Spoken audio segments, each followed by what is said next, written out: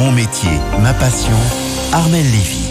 Oui, mon métier, ma passion, comme chaque samedi soir, c'est avec vous Armelle Lévy, bonsoir. Bonsoir. Et comme chaque samedi, on part donc à la découverte de passionnés, d'entrepreneurs, amoureux de leur métier. Ce soir, Jean-Charles Cotin, il nous accueille avec sa sœur et son beau-frère à Emagny. Emagny, c'est un petit village de 700 habitants dans le Doubs. Ils sont maîtres artisans, bouchers, charcutiers, traiteurs. Là, c'est la partie froide, la partie boucherie, charcuterie.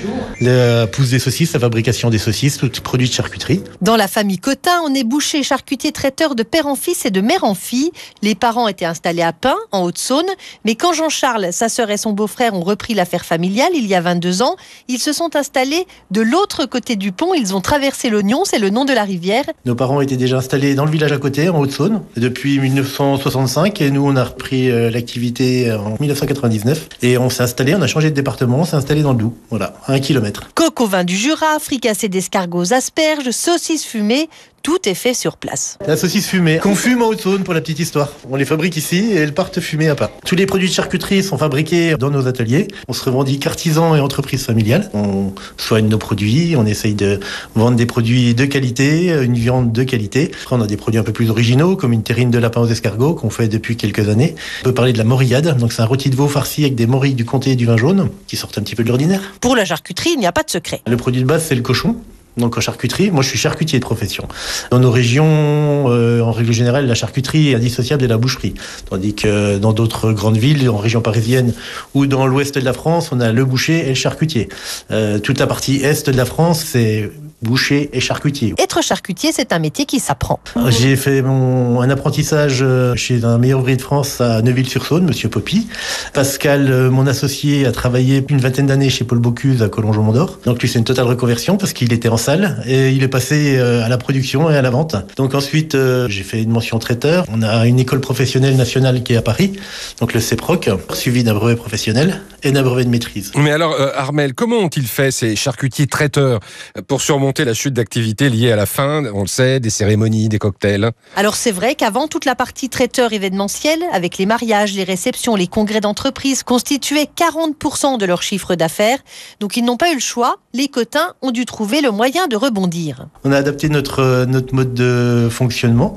Donc on n'a plus d'événementiel en extérieur, bien entendu, ou très très peu. Donc si ce qu'on a en extérieur, ça se porte sur des plateaux repas, principalement.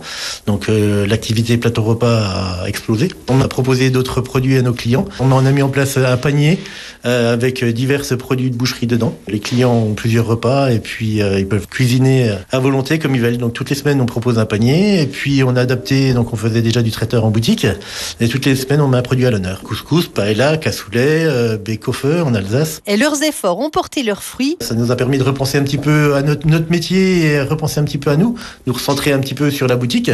Le confinement a fait qu'on a touché une nouvelle clientèle. La clientèle s'est rajeunie, nettement rajeunie. Des jeunes couples ou des personnes moins âgées se sont rendus compte qu'on pouvait manger mieux, pas forcément plus cher et avoir une prestation de proximité plus connaître, quoi. Et alors justement, Armelle, combien sont-ils aujourd'hui dans l'entreprise ?